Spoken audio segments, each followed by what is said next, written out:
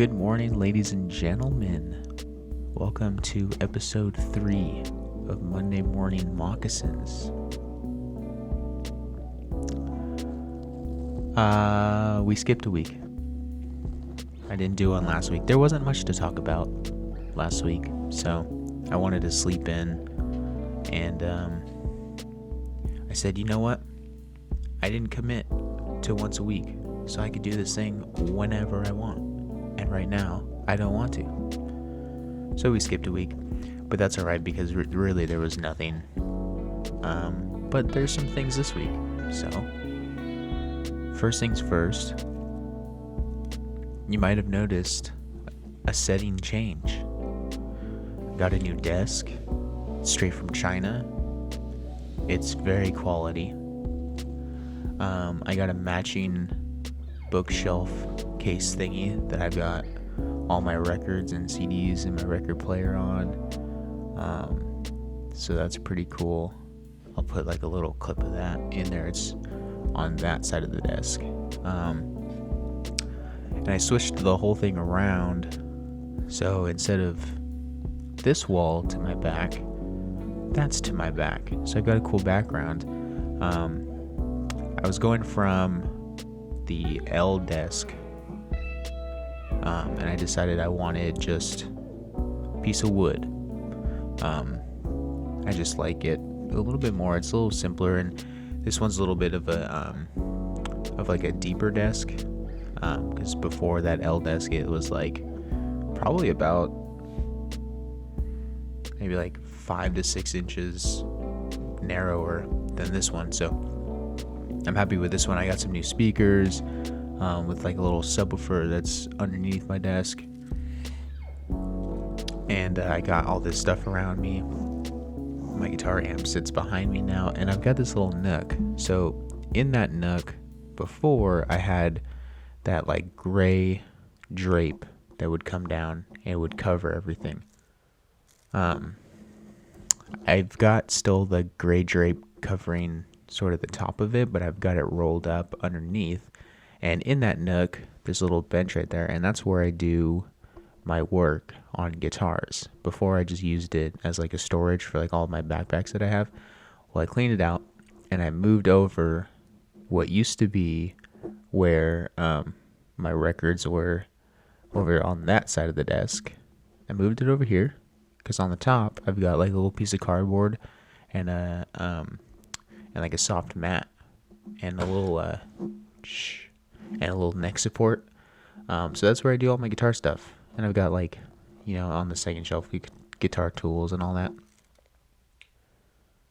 Yeah, and then the American flag, of course, because America.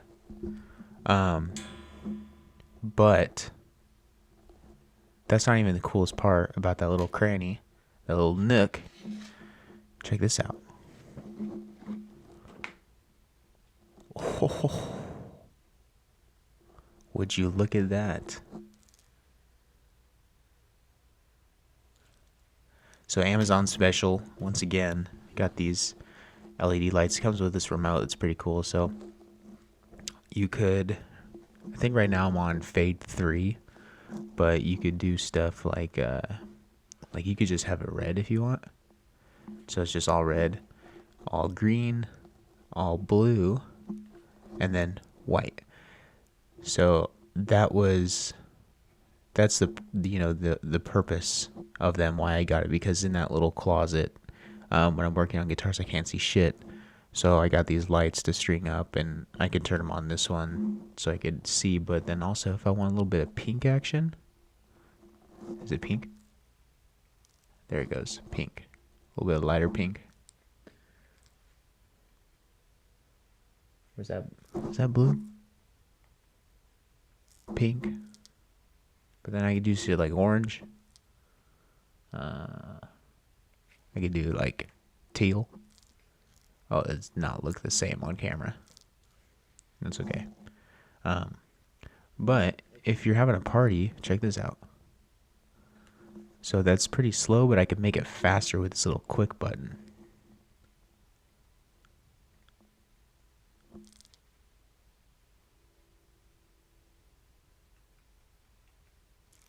There we go. Now it's a party. And then I got this one too. So instead of jump 3, that's jump 7. And I can make it really, really quick. Ready? If you have epilepsy, do not watch this right now. That's nuts. It goes faster too. I think that's about as fast as it goes. But then you also have flash. Oh no. Oh, that is terrible. Okay. I'm going to slow it down. And then we're going to go back to the fade. Yes, much better. But yeah, so there's some fun little things I've been up to this week. Also, this week school started, and boy, was it a fun first week. No, it was okay. I've got a nice healthy mix of synchronous and asynchronous classes. So, like 2 of my classes actually require me to log into Zoom. One of them I can if I want. She does the lecture, and then the other 3, they just don't do the Zoom lectures. So I don't even, there's nothing to show up to. One of them, she just pre-records them. So it's not terrible. Could be worse.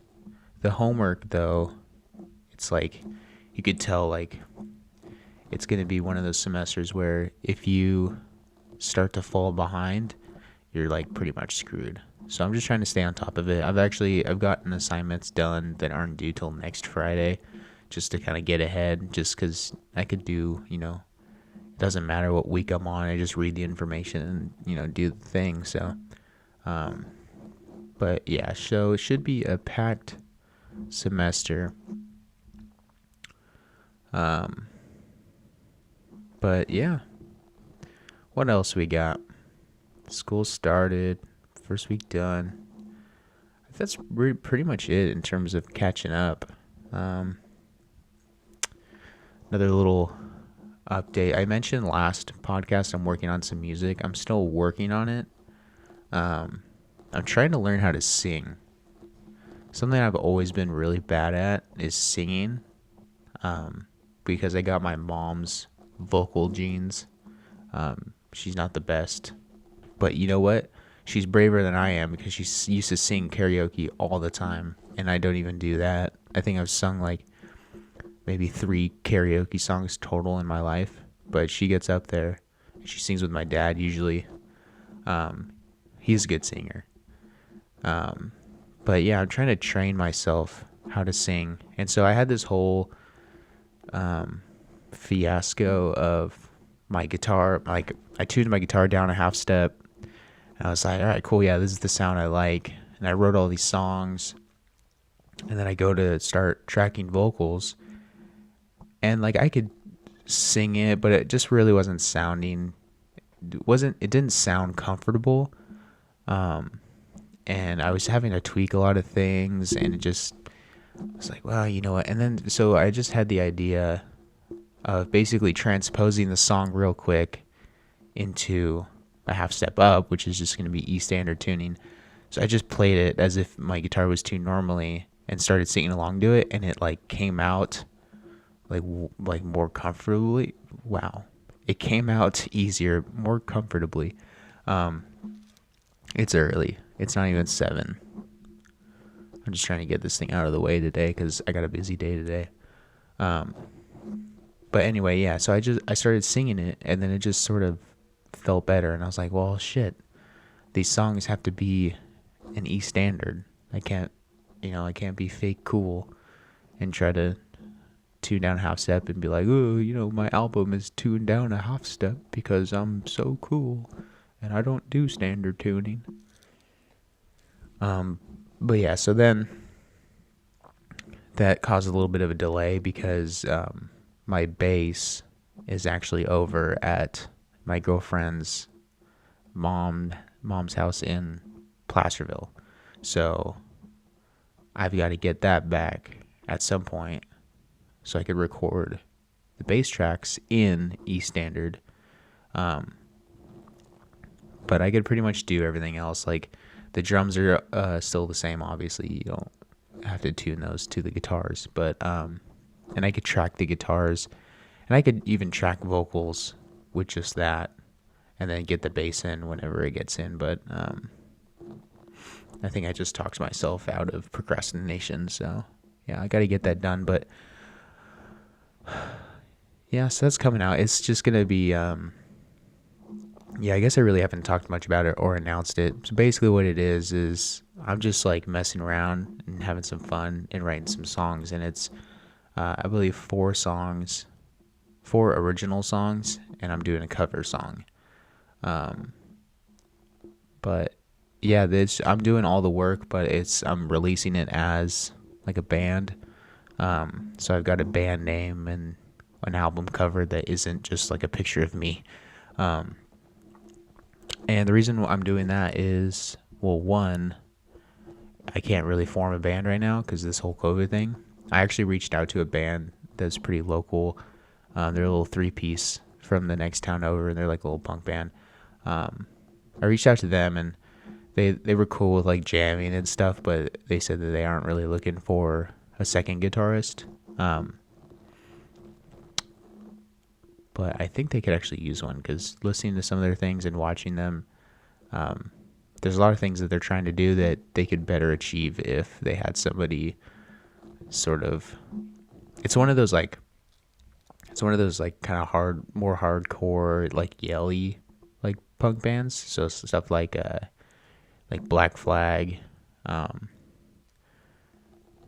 and blanking of who else does that kind of stuff, but like the intros to the songs are always like super just like, oh my god, like this punk band.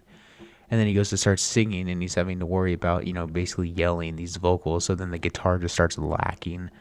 And so anyway, I'm not talking shit. I'm just saying that they could definitely use another guitarist, but I'm doing my own thing. And fun fact, if you didn't know, Dave Grohl of the Foo Fighters, after 94, when Nirvana ended, because Kurt Cobain did the thing, we all know that, he wanted to put out an album of some sort, and the first Foo Fighters album is entirely Dave Grohl, and it was going to be like a solo thing, but under the alias of a band name. And then he's like, okay, well, I gotta hire musicians to tour with me so they could play these songs, and so but then it ended up just becoming a band. But yeah, the first Foo Fighters album was actually only Dave Grohl, and that's how it was supposed to be. But then he hired musicians and decided, okay, I'll just have a band. So yeah, that's sort of what I'm doing. Just a little EP. And it still may not happen, because I may start singing and I might get this thing done, and I'm gonna go, nope, that doesn't sound good. You can't sing, and you may never ever hear it. So we'll have to see. Okay, well, why don't we just jump into the news then? So the first bit of DCI news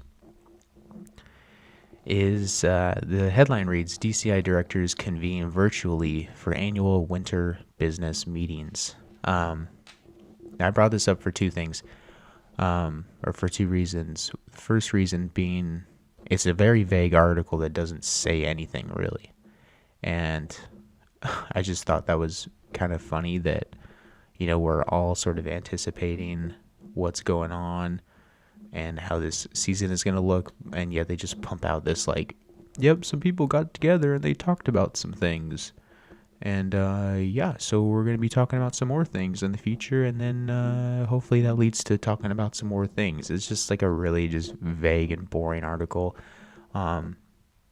except for the part where they talk about a DCI tour reopening task force.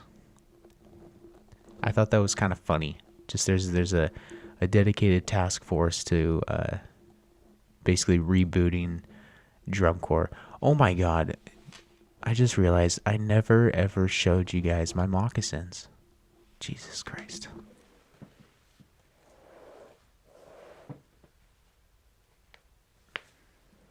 I hope you're wearing your moccasins as well. I can't believe I forgot that. It's the title of the damn show. Man. Anyway, so yeah, in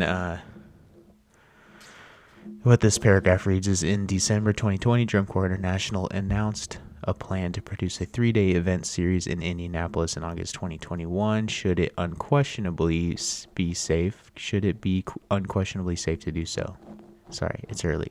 Additional details are slowly coming into focus as a multidisciplinary team of professionals and consultants have been engaged to operate a DCI's Tour Reopening Task Force. They're calling themselves the TRTF. That's kind of badass. The panel will continue to gather data and determine risk mitigation strategies to ensure that any and all planned activities will be safe and successful. So yeah, they basically got a group of people to stay up to date on, this shit and see if we could still do this thing. So I was hoping that they were going to really talk about exactly what was going down. And some of the things that they'll be doing in August, but whatever, we got this article instead. What's next? I need some coffee.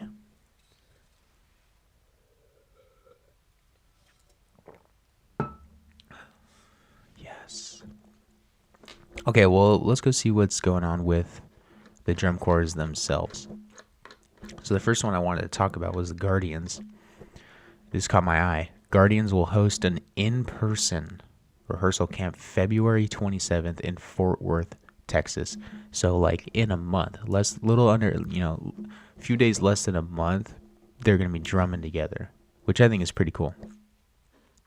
Yeah, WGI groups are already doing that, but it's I don't know, I think because DCI, yes, WGI was the first thing technically canceled because it was in the middle of the season. They were already doing shows and stuff. But for some reason when they canceled DCI, it just hit a little bit different. And it felt a little bit more severe when that happened. So knowing that some drum corps are going to be getting together, that just feels pretty special. But yeah, if you go over to the Guardians Facebook page, they're talking about it, an in-person February camp on the 27th at the YMCA Camp Carter. This camp will be for brass and perk only. Details with updated safety guidelines to come. It's just pretty cool. It's pretty exciting just to hear that, it's starting to kind of slowly get back to normal. And yeah, I'm just hoping that with people getting the vaccine and stuff, will be totally back. I know a lot of people are we'll never go back to normal. We'll have an altered way of life for the rest of our lives. I don't think it will be. I think we are way too stubborn to sort of adapt and change anything. So it's the way we were living a year ago, as soon as they kind of just give us the okay and people start eating inside restaurants and you can go to concerts again, it's we're just going to go right back. And people are still going to get sick, obviously, but excuse me. Yeah, we're going to go back to just how things were, and it's exciting because I miss concerts and drum corps shows and seeing people and eating inside. I know, very first world problems, but it's the only life I know, so I don't expect... What do you expect? How do you expect me to feel, Anyway, going back, let's talk about the Mandarins for a sec. So about a year ago, they opened the Mandarins Music Center, and I'm only bringing this up, one, it's the Mandarins, so it's the home team. I love the Mandarins. But also, I drive by this building every once in a while, if I'm going out to campus for something, or if I'm going to Placerville, we drive by this building on the freeway. It's right off the freeway, it faces it. And it's always fun just to see like the Mandarins logo on the building. And then they also have like a bingo is huge in the Mandarins, and so they also have like a little bingo logo on the building. And I don't know, it's just fun. It's fun driving by a building, seeing like the drum corps logo that you marched, and it's just anyway. But yeah, they opened it a year ago, so good for them. And I know they do an alumni performance, but I don't think they did that this year, given obvious reasons. We're going to talk about Pac Crest. Pacific Crest has laid out a 4-phase plan to returning to the field this August in Indianapolis. Here's how you can get in on the action by auditioning today. Now, when I first read this, I was like, oh, they've got some cool idea on like how to keep things clean and like how to, certain sections doing certain things. And then like I thought this was going to be like a totally thought out, like sort of like, when the government says, oh, we've released this phase, sort of plan for COVID. That's what I thought they were alluding to, but I went over and it's just talking about what they're going to be doing for, 4 dates. So like the first phase is February to June, and they're going to be doing winter and spring education. Phase 2, okay, I'll go over here to show you guys. And phase 2 is the preseason training, basically just spring training. And then they're going to do local performances, so like basically California tour. And then the Indianapolis trip from August 9th to 15th. I just thought it was kind of funny just the way they worded that, and just tried to play it off as like it was this whole like COVID plan thing, but it's just their calendar essentially. But they put a little visual here. That's kind of cool. And the one thing I found actually really interesting is that they're flying out to Indy. So, I mean, they might have done this. No, I don't think they even did this back in the day. This might be the first time, or like a drum corps, other than like Golden Empire, who would just do like the, or not Golden Empire, Gold. They would do like the California tour thing. And then when everyone left and, toured the rest of the country, they had a few weeks off, and then they flew to Indy to perform. And it's just funny that they're flying out to Indy, but it's a drum corps. Like you're used to that in WGI. You do all the shows local, and then you fly out to Dayton. It's just funny. Drum corps flying out to Indy, instead of making their way there for long ass summer on a bus. But anyway, that's DCI news really. We'll move on to WGI. What's WGI doing? I pulled this up. So this is on the WGI Facebook page, and it's the South Lake Carroll High School Indoor Percussion, and they're rehearsing their 2021 program called Balance in All Things. And I got some pictures here of them rehearsing, and it just is really cool to see. Like they're actually, this is like, they're doing a WGI show, and it feels good to see, and I hope that in the future, everyone's got the vaccine. We don't need to worry about these masks, because I couldn't even imagine marching. Actually, I can't imagine marching in a mask. I've done it, and it sucks. But that was also a wolf mask, and it was over my entire head. So, I don't know about the whole MCM mask thing. I already made that joke, right? MCM was ahead of their time when they did that show. I think I've made that joke already. But, yeah, I'm hoping that these kids can take off these masks at some point. Maybe next year we won't have to do that. But anyway, I thought that was cool. Really not much anything else, just some color guards doing some stuff and just some other announcements and junk. But if you head over to RCC, I picked this out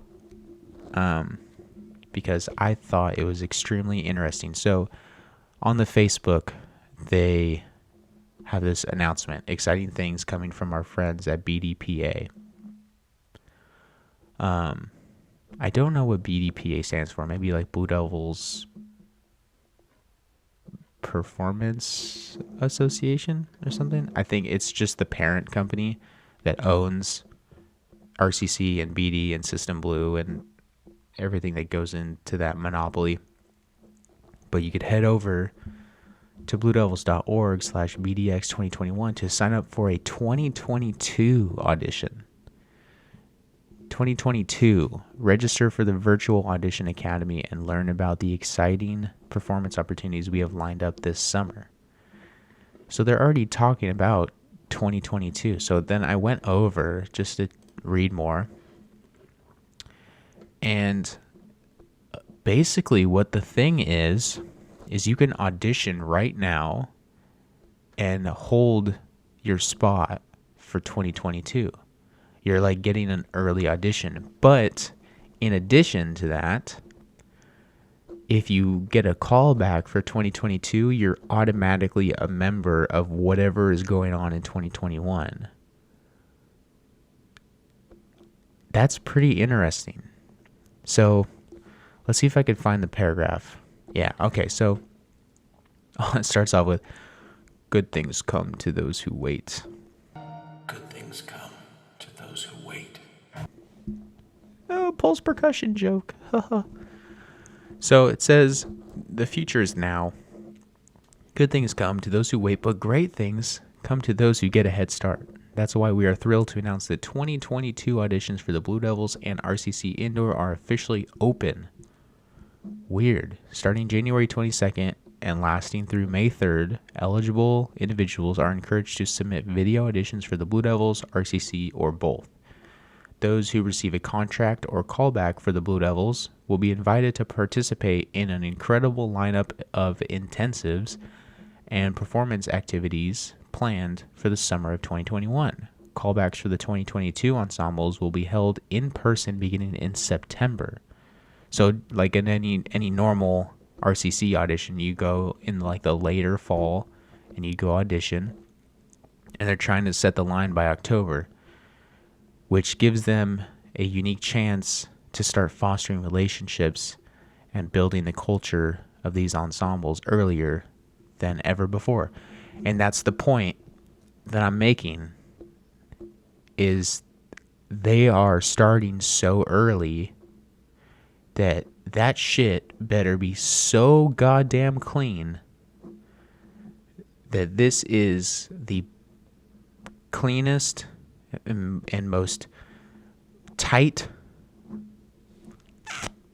RCC ensemble ever.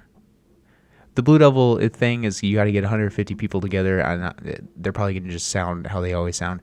But with RCC 2022 being essentially starting now, that better be the best drumline I've ever heard. I'm gonna be looking out for RCC 2022. They might be plastered all over this channel. I might get a lot of videos of them, because I am super interested in how this is gonna work out. How they're already starting now.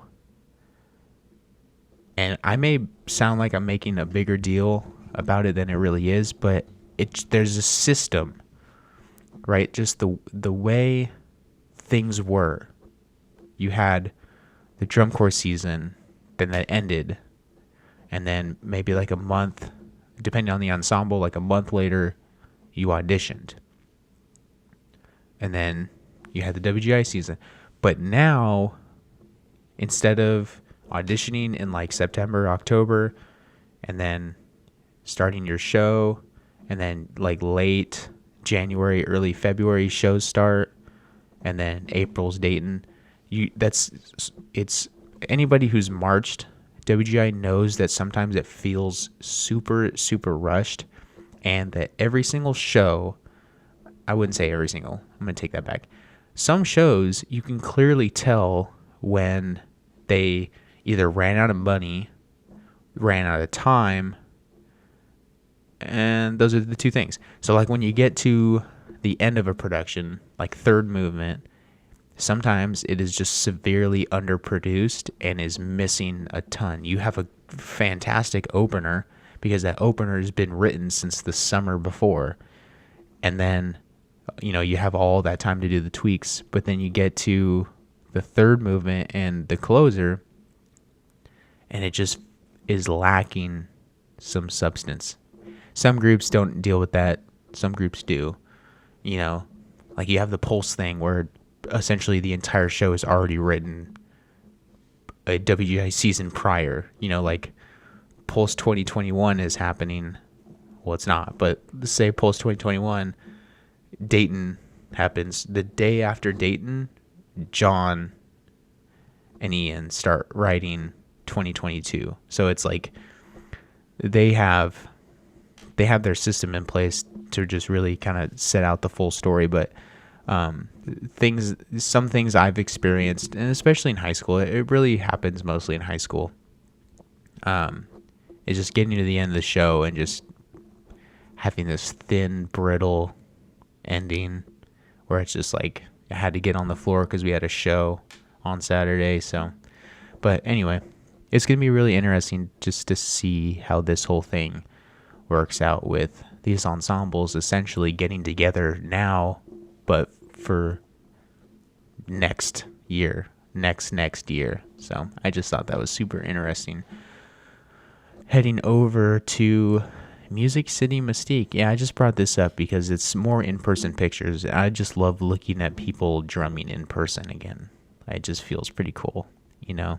So they got 9 snares, and at the moment, 2 quads and 3 bass drums, and no cymbals? There's no cymbals over there right now, but there's a cymbal guy right here, I think. No, it's not. There's a snare line. Did I see a cymbal guy somewhere? I thought I saw a cymbal guy somewhere. There he is. But anyway, yeah, just some in-person pictures. Here's the quad line. Sam Sharma is a 5th year. I don't know which one Sam is. I'm going to assume it's this one. Maybe it is that one. I don't know. If it's left to right? Ryan, Eric, maybe that is Sam. But 5 years. I always admire the people that just do a group. Usually WGI is the one it happens the most in, but you know, you have like the Drew guys of the activity that just march forever. Like Jesus, I think the first time I saw Drew guy in a MCM show, was he there? Like he is at least there 2009. He had to be in the 2009 show, and he aged out. I guess 2012, right? That's not that long. Was he in MCM in 07? Did he go back that far? I don't know, but I know he marched Blue Coats forever also. But anyway. And like Anye marched forever. But anyway, that's the news. Moving right along, Hall of Dame. Did you guys like that new segment last week? I thought it was pretty cool. It's kind of fun just to talk about some interesting things that don't, that may not have to do with DCI and WGI. So let's induct something this week. Hall of Dame. All right, so this week's Hall of Dame, it's a vinyl record. What? Who listens to vinyl? I do, bitch. But anyway, this is Muddy Waters at Newport. 1960. So, what, 80 years ago? 60 years ago. 80 years ago. Right? 40, 60 to, 60 years ago. Sorry. I'm not in math class. But anyway, Muddy Waters at Newport. It's a vinyl record. It's a live performance. And I'll read you here the first little bit on here. So Newport Festival, 1960, will go down as the year of the Great Riot. An estimated 10,000 beer-inflamed youngsters tried to storm the gates of the Saturday night concert and gain entrance. So they're trying to break into Coachella. The park was already full, though. The result? Police, tear gas, windows broken, heads cracked, and near state of martial law declared. The next day, the Newport City Council and the heads of the Newport Festival met and decided to call off the remaining 2 days of the concerts. Only the Sunday afternoon program would be allowed to continue. So the riots happened Saturday. Sunday went on, and it sounds like they canceled basically anything from Sunday evening to Monday and Tuesday. Fittingly, it was an afternoon devoted to the blues and chosen to wind it up and thus probably be the last jazz group ever to play the Newport Festival was the Muddy Waters Band. So, anyway, yeah, I picked this up in my local record store. I love Muddy Waters. Getting into a lot of blues stuff like Howlin' Wolf, Buddy Guy, some more modern stuff like Stevie Ray. And I've been like kind of watching a lot of Keith Richards and like things by himself. I mean, the Stones are super blues influenced. That I believe they like played with Howlin' Wolf. I think they did some stuff with Muddy too, but yeah, Keith Richards super into the blues. So that's my Hall of Dame. I don't know if this is on Spotify. I'm sure it is, but I would say if you ever maybe look it up on YouTube if it's not on Spotify. But I would, find the chance to just listen to some blues. Actually, on Spotify, there's a blues playlist that you could just play, and they play some bangers on there. And I think if you haven't listened to the blues, I think you should. I really like the blues.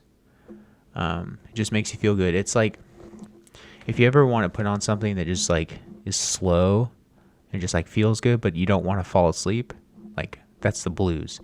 People think like, put on some Bon Iver, and like that stuff's got a time and place, but sometimes I fall asleep to that.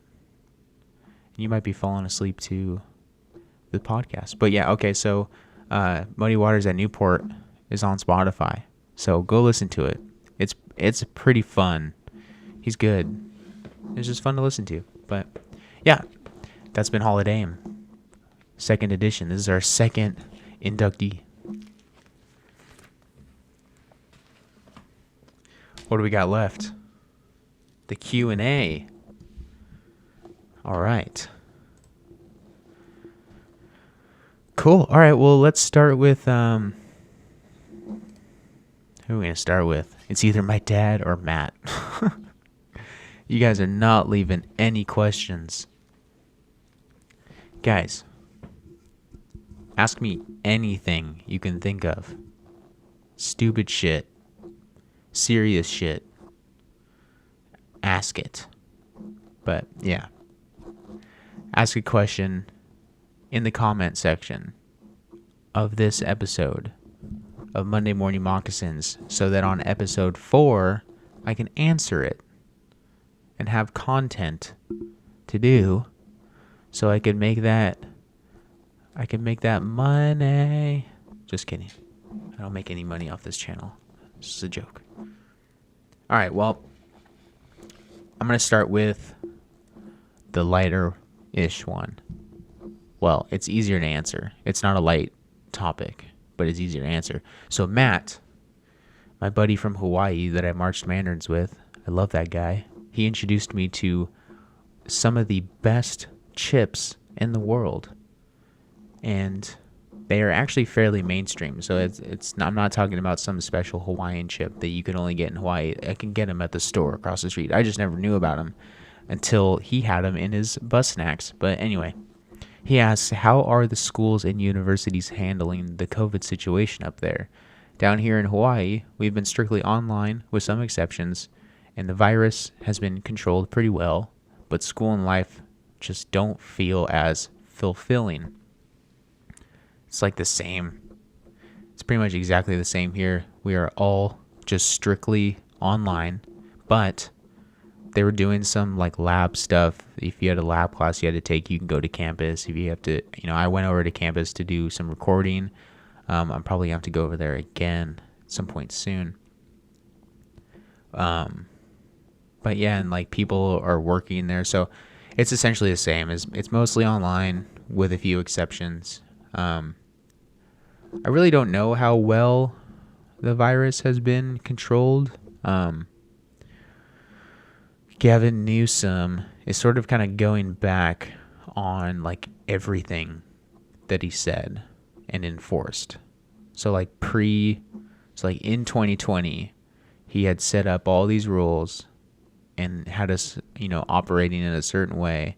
And then like 2021 happened and he's like basically reversing all of that. And he's he let restaurants open back up again for outside dining. He just completely lifted the stay-at-home order. And he, I guess, rumor has it, I haven't done any sort of research on this, but he's trying to get schools back open and kids back into the schools. So he seems a little out of control. So I don't know how controlled the virus is, but we haven't really had any. At least I haven't heard of any crazy outbreak other than the ones that they sort of talk about for a little bit and then they go away, like ICU beds, and we're down. We got one ICU bed left. It's like you always hear about that for a few days and then it just sort of goes away. And if it's happening and we're just not talking about it, then that's terrible. But without getting too political, I feel like sometimes it's just hard with the information that you hear. You just don't really know the severity of it, just because things that really don't matter have been played up to be some of the worst things to ever happen to us. And then some of this really terrible shit that's going on in the world, no one's talking about. So you're just like, you don't really know what is bad and what's fine. But anyway, that's about as political as we'll get here. Next question is from my dad, coming in clutch always with another question. He asks, if you were in charge of DCI, would you change anything when it came to the competitions or overall season? Like scoring, the advantages the more established cores have, scoring, showtimes, scoring, etc. Would you keep the finals in Indy or rotate it to other cities? I'll address two things here. He put the emphasis on scoring because, I'll just say it. My dad hates RCC, basically for a lot of the same political reasons. Some people don't like the whole Blue Devils organization. We're getting controversial. So I don't have anything against the Blue Devils organization, meaning, RCC and System Blue and all that. I will say, though, oh no, I just kicked the camera. Sorry. Earthquake. They do operate sort of more like a business, and, no doubt they're successful ensembles and they're allowed to do whatever they want because of that. But sometimes you do see, at certain points of the season, RCC gets bumped a little bit just because of the name.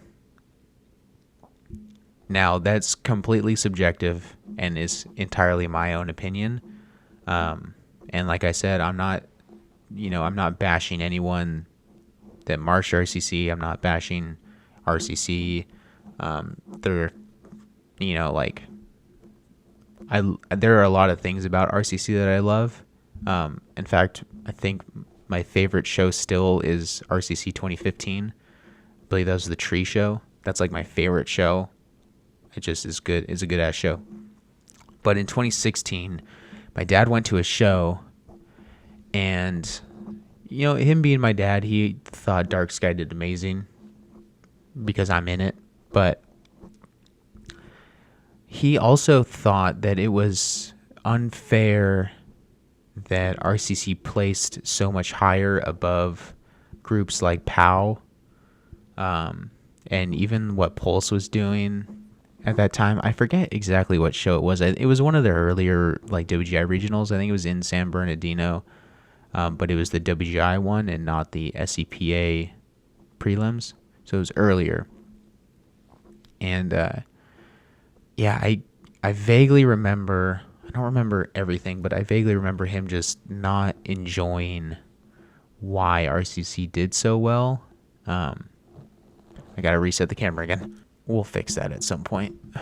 But yeah, so I think that's why he put the emphasis on scoring, because he just didn't like the way things were scored. And that sort of segues into my second point I wanted to make, is he's asking this question from a very sportsy side of things. So I think that's the reason why he doesn't really like the scoring, is because it's not like scoring. It's judging. So it's like you have a group of individuals that are assessing the ensemble and the show, and it's completely their opinion how well you do.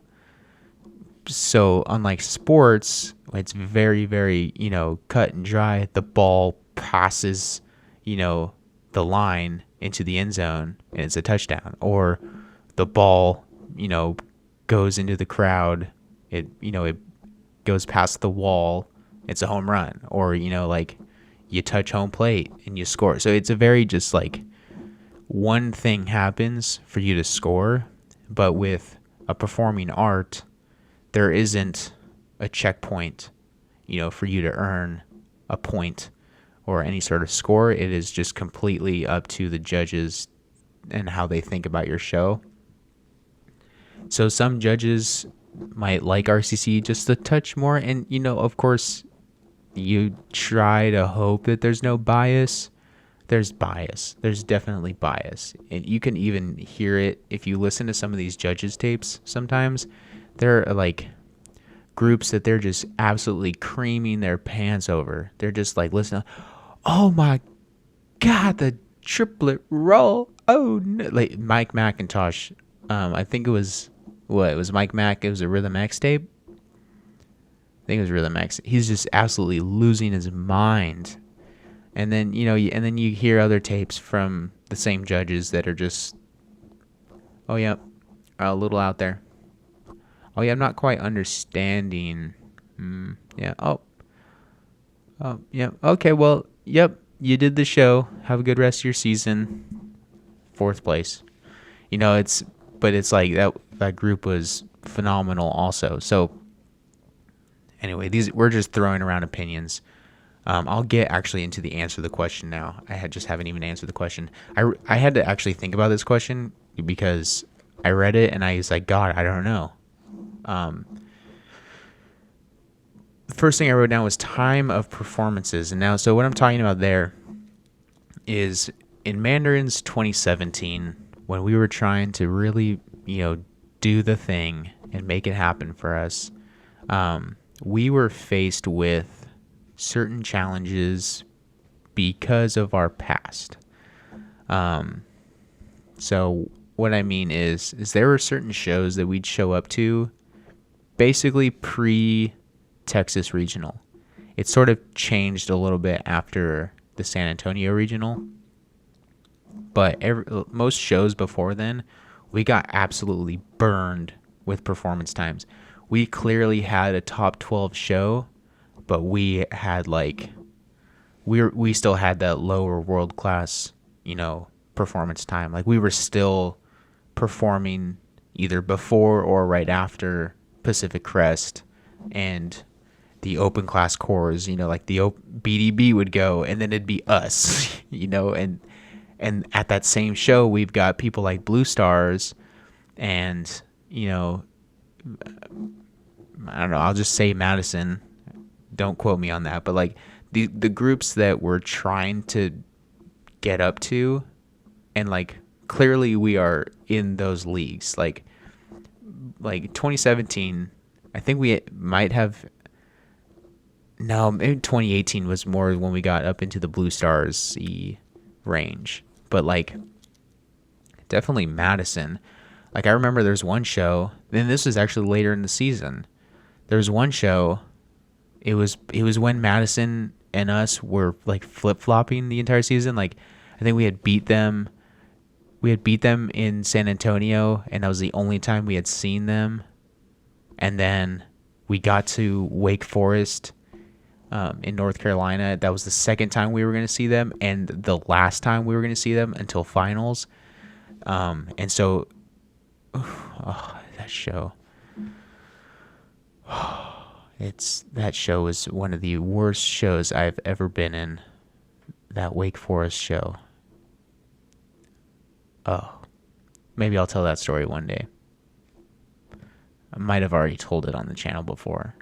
But anyway, long story short, that was a very, very important show for us because we were seeing Madison. And not only did we have a god-awful show, terrible, absolute worst show I've ever been in, worst performance I've ever had behind a snare drum, but also we played like 2 cores before them. Like we had already done our post-show wrap-up, and we were walking back to the buses. Another core was on, and then Madison was like walking into the tunnel. So it was like we didn't even have a chance, you know. So we lost to them, to that show, and then got to Indy and just didn't even really have any chance. But performance times, the Mandarins got absolutely screwed in 2017 because of how the Mandarins scored in 2016. So the system of the previous year carrying over into the next year in terms of where you perform, that's a little bit tough, you know, for some cores. And that's the Mandarins. That was a really unique situation where you just had a clear night and day difference of 2016 Mandarins to 2017 Mandarins. Like you had low world class, good old Mandarins doing what they do, and then all of a sudden it's like boom, we're top 12. You know, so it was a complete night and day shift. And usually you would see a gradual climb with drum corps, and so the performance time thing wouldn't really be affected. But I still think that is something that could be improved, and that the whole system of choosing show times in the current season based off of how they placed this season prior, I don't think makes much sense, and that system needs to be rethought out. Because I know in some cases, shows are basically, sorry, I've got a text message. The show times are kind of drawn out of a hat. Sort of. I mean, you never see Blue Devils going on first before the Mandarins, so it's like that even really isn't a thing. But anyway, performance times. The next thing I got on here, bus to truck parking. Oh yeah, so I think if I was in charge of DCI and I was picking show venues, if we knew that there was a problem with how far the buses are from the trucks, and maybe even how far the trucks are from the stadium, I'd try to change that somehow. I know some shows it's unavoidable, but I would just try to get the buses and the trucks a little bit closer, and then have those closer to the show site. I know you got to talk about where the lots are in relation to where the stadium is. You can't be, a certain distance and all that because of sound, obviously. But there are some shows that are just absolutely ridiculous, where you are walking through an entire, town to get to your truck, and you haven't even seen the stadium yet. So I would try to do something with that, just make it a little bit easier, for these guys and gals. Yeah, I was talking about judges' bias on here. But I mean, really, I also put on here not a ton of unfair advantages. I really don't think there are. It's not like it's not blaring. Just, the Blue Devils, and Vanguard. Who else is up there? Like, those cores that sort of cycle through the top four, they're up there for a reason. They just have consistently been able to put out these shows of such high caliber and do so well. And it's just sort of the nature of how the drum corps are. You start marching drum corps and you're going to march a group like Mandarins or Pacific Crest. And, Crossman and Phantom. It's funny putting Phantom in that list because Phantom's history. But you're going to march those lower corps. And you're going to make your way up to Blue Coats and Vanguard and BD. And so I'm going to quote, well, I'm not going to quote him, but I'm going to talk about something that Ike Jackson said to us in 2017. Say what you will about Ike. I'm strictly just talking about what he said. I won't have any other comment on the matter, but he told us in 2017, the reason why these groups get to where they are, it's sort of like loyalty, like it's expected to be at a certain level in your skill when you get to groups like BD and Vanguard. You're gonna be up there, with them.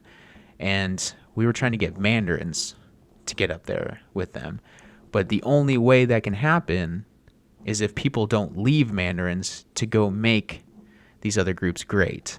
He talked about, he's like, we form you here and we mold you here at the Mandarins. You get to, a certain level of your skill here, and then you leave and go make these other groups great. And so he was just saying the only way to get Mandarins up there in the top 6 is to stay here and make Mandarins great. But that's just something that he said. My battery's going to die. I'd hate to leave it off with an Ike Jackson quote. Oh, no, there's another part of the question. I think I'll change out my battery real quick.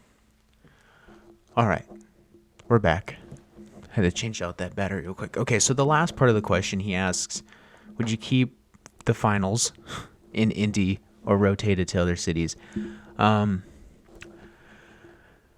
think it should be in Indy one more year. I like to think about it as sort of a generational type of thing. Now, you could think about it. I know why he's asking this is because things like the Super Bowl and the World Series, they change stadiums every year. The Super Bowl is in Tampa Bay this year. Fun fact, the Bucs will be the first team to play a Super Bowl in their home stadium. No home team in the Super Bowl has ever played in their own stadium. But anyway, this is not a sports channel.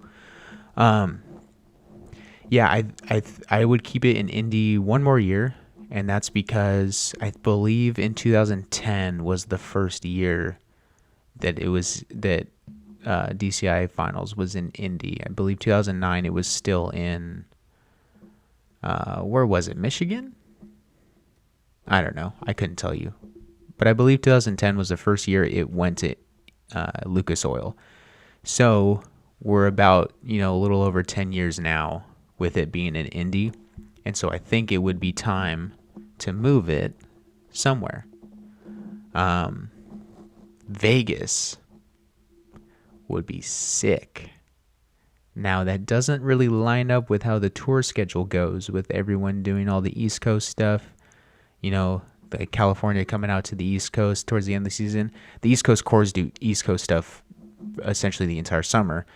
But the tour would have to be reworked if finals were going to be closer to the West Coast. But DCI finals in Raiders Stadium in Vegas, brand new stadium, that would be kind of sick. So I would rotate it every 10 years or so. And it was a similar thing with Dayton. They were talking about bringing Dayton out to Vegas also. And I think prior to even me going to Dayton, so this was like 2015 was the first year I went to Dayton, and I think 2014 they were talking about moving it, and that absolutely devastated me with that possibility because or they were talking about Disneyland also, like going to Florida. Weird conversations talking about that stuff, but Dayton and Indy are like iconic for me, growing up as this little, snare kid, like performing in UD and performing in Lucas Oil was always the goal. And I wanted to see myself on that field and in that arena and just be, watching the groups that I look up to, like watching old Pulse shows happen in UD, watching old Blue Coats shows in Lucas Oil. Like that was like, I was like, wow, I want to be in there someday. And so the feeling, my first ever Dayton performance, so prelims, Dark Sky 2015, and my first ever Lucas Oil performance, prelims, Mandarins 2013. So like stepping on to just, I was there, like a place that I had that goal of going forever. I was finally there.